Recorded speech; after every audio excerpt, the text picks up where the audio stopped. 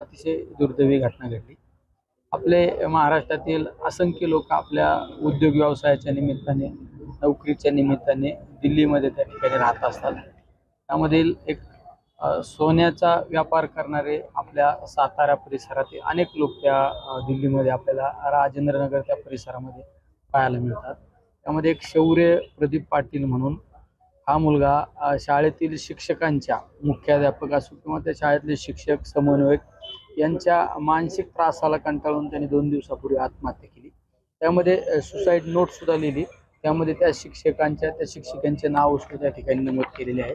तर मी कालच दिल्लीच्या शिक्षण मंत्र्याला धर्मेंद्र प्रधान केंद्रीय शिक्षण मंत्री आहेत ते भारत सरकारचे, त्यांना एक पत्र दिलं मी आणि त्या पत्रामध्ये ज्यांच्यामुळं आमच्या या मुलाला आत्महत्या करण्याची वेळ आली त्या शिक्षकांवर कठोरात कठोर कारवाई झाली पाहिजे आणि त्यांना तात्काळ लगेच निलंबित केलं पाहिजे आणि त्यांच्यावर गुन्हा दाखल झाला पाहिजे, ही माझी मागणी आहे। त्या बाबतीत आज आपल्या महाराष्ट्रातील दिल्लीमध्ये रहिवासी असणारे लोक, त्या लोकांनी मोर्चा सुद्धा त्या ठिकाणी काढलेला होता।